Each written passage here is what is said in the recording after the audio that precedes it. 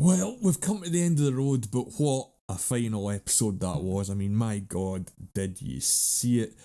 As always, I'm Al, this is the Geek in Review, and I'm going to be talking about the Expanse Series 6 finale, Episode 6, Babylon's Ashes, so if you haven't seen it, this will contain spoilers. And yeah, I've got mixed feelings about this. The episode is brilliant, and I've been saying this for a while now, but it seems that they are setting stuff up to happen in the future. So although this is sort of end of one road, it looks as if the show is going to continue somehow. But first of all, if you want to leave a like and subscribe to the channel, that would be great. So the whole episode feels like it's counting down or building up to something, which in a sense I suppose that it was. Compared to the other 5 in this season, it does feel like there has been a much faster pace. This episode was slightly longer at just over an hour and was named Babylon's Ashes after the same book in the series as well. So as always, we pick up on Laconia and we see the orbital structures a little bit up closer, and Kara's got a secret to share with her parents that her brother's back from the dead. And as scary as this kid was last week, he looks even creepier with the lights on, like properly the girl from The Ring kind of terrifying. And the parents don't take it too well. The dad slashes him, but he heals straight away. Again, another huge thing for the future of the books and the show if it does ever come back. But that's for another video. They do manage to escape from the parents and we see things from his point of view, and the structure seems to come to life as well. So again, I don't think the show can really be done if they're leaving us on this cliffhanger with what's going on with Laconia. We do get other little snippets and mentions of the planet as well, but I'll get to that later on. They've worked out Marco's plan to reach the gate and they want to head him off before he can get there. Christian thinks it's too easy. Conflicts, the numbers aren't hugely in the United Nations or Mars or the other Belters' favour, and so far Marco's always been 2 steps ahead. Holden comes up with a plan to retake the ring in Medina Station, and if it works, that means they won't have to catch up to Marcos. They can just wait for him to get to the rings and then take him out using his own weapons. But on his own ship, the Pellet, Philip is back on the bridge, but you've got to wonder where this kid's heart lies. I've said it before, but he's been on a total roller coaster this season, and it doesn't really end throughout this episode. The guy just seems to be emotionally tortured every week. Christian and Drummer are hunting them down, and Christian is helping lead the battle. And I'm not saying this because it's the finale, I'm saying it because it's true, but we get some epic battles in this episode. I mean, this season has kind of been light on the space battle stuff. When we've got it, it's been good, but we've not really got a huge amount. But this episode makes up for it. It looks as if they just slammed everything and it worked. Now, when they do find Marco, as always, he is 1 or 2 steps ahead and sets a trap for them. So Drummer gets taken down but not out. She's not dead is what I'm saying. So Marco was typical Marco, and one of her crew makes a suicide run in a smaller ship, and he does some damage to the Pella. He kills Rosenfeld, which I was kind of sad to see. I was hoping we were going to see her turn on Marco, or maybe even turn on Philip, but we didn't get to see that, and that's only a slight complaint. Now, as I said earlier on, we do get small snippets of what's going on with Laconia, and Admiral Duarte contacts Marco to let him know that he's cutting all ties and the Laconian ring gate is closed. And again, if you've read the books, you know what happens. There's about a 20 or 30 year gap, and then Laconia peeps its head back out, and when it does, it is absolute chaos. So it is kind of falling apart for Marco. His escape plan is potentially not going to work, but he doesn't know that yet. And things do come to a head between him and his son. Philip confronts him about his actions and not being afraid to sacrifice his own people, because let's be honest, it's not a great trait for a leader, but he does seem to finally realise who his dad is. And in this episode, it feels like Marco's coming apart, sort of like Hitler in the bunker in the last days of the Second World War. But back on the ROCI, we're getting more callbacks to the earlier seasons when Amos and Bobby and Holden are all sort of putting supplies on, and they're getting supplies from the Martians, and it's got the original Tachi logo with the ship. There is some bad blood there that still consider the ship stolen, and From a point of view, it's been years, man. They need to let it go. This episode does deal with people letting go of their histories and their grudges, but that's a little bit more towards the end. And although, like I say, it feels like they're setting up stuff to happen in the future, there is a sense of finality of this episode, especially when it comes to the crew of the ROCI, about the changes that's happened over the years. They mention the Canterbury and things like that as well, and you do get a sense that Bobby and Peaches or Clarissa are now fully accepted into the crew here.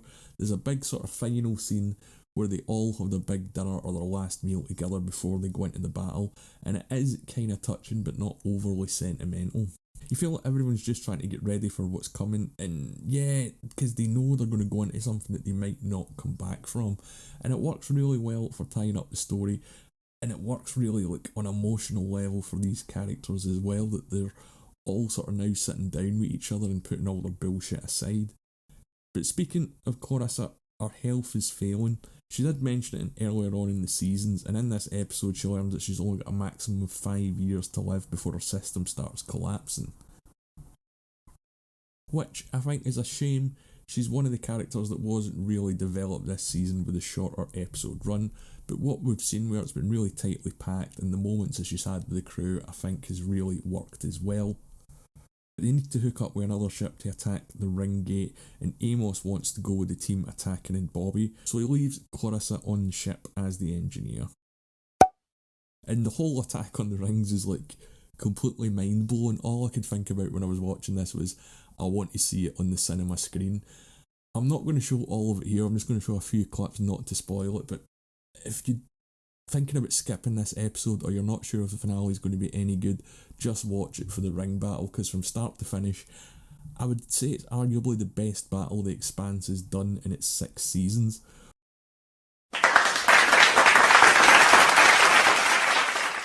Once they finally get to the rings, it feels like very Aliens with the Marines set up. Even the displays on the ROCI where you can see their life signs reminds me of Lieutenant Gorman when they're in the APC and the Marines are in the Aliens nest. The music is absolutely epic and it just completely takes up the whole screen and it adds everything to it. I've said this before, but June had absolutely epic sound editing in this episode of The Expanse. Again, it's on a cinematic level. And this episode does show that if they did want to make 2 or 3 movies to continue the remaining stories of the books, this is probably how they would do it. And my only criticism of this is Amos never got to try on the Martian armour. I thought they were going to set that up earlier on in the season because he made a few cracks about Bobby to it. But if that's the only thing that he's not getting in this story, and it's the only complaint that I've got, then hey, it's a pretty good episode. Now, as I said, the battle when they actually physically get to the ring station is mind-blowing, the station. However, they've got one small problem. Marco's ships come and outnumber them and there's no time for reinforcement to arrive, so it's either they have to leave what they've just fought for or fight a hugely superior force. But Naomi has an idea of trying to trigger one of the ring events to get the aliens to destroy Marco's incoming fleet, and Holden kind of worries that maybe triggering it deliberately might not be the greatest thing long term.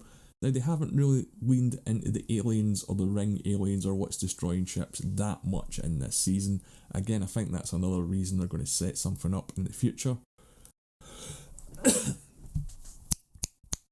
And I have just finished the final book, and although you do get an answer of why the aliens are attacking ships and what happened with the ring builders, it's not the most satisfying thing. It's not as bad as sort of way that Game of Thrones ended, and we're still waiting for the final Game of Thrones book.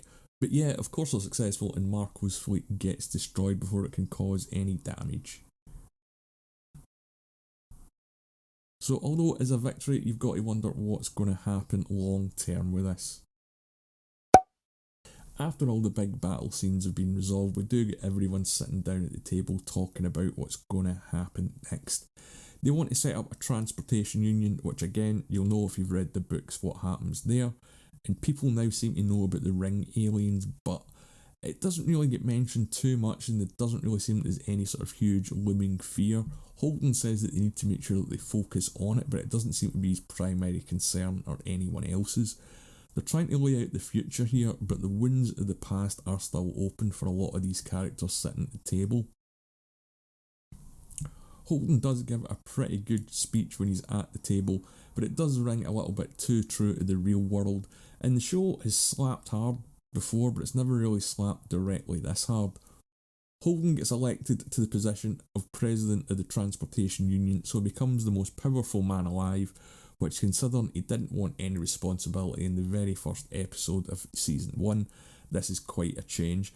But it did feel good for however long it lasted, because his first act is to make Drummer his VP, and then his second act is to resign, so that's promoting Drummer straight away. So again, if you've read the books, you know what happens with that position as well.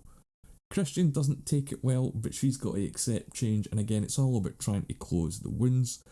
And we end up with Bobby now part of the crew, and although this is the end of the show, it feels like it's more of an end of a chapter for me.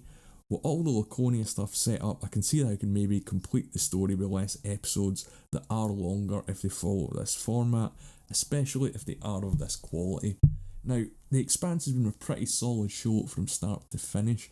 The only thing I think that's affected this season is the lack of episodes. They've had to pack a few things in, but it's never seemed overly stuffed, overly rushed, or done that thing that the last sort of 2 seasons of Game of Thrones did, that absolutely threw everything at the fence, just trying to pack everything into a suitcase at the last minute. So I think this show learned from Game of Thrones' storytelling mistakes, and quite rightly so. I think The Expanse ended as well as it could have, and it's probably going to be one of the best finales on TV for quite a while. This show's never had the biggest fan base, but it's certainly had the most loyal, so it'll be interesting to see what people think. The reaction to it online so far has been pretty positive, but let me know what you think of the finale of The Expanse in the comments below, or you can follow me on Twitter at The Geeks Reviews. Did it live up to the hype or what you were expecting? Did you want to see more, and what did you think of the final season overall? My name's Al, this has been The Geek in Review, thanks for watching.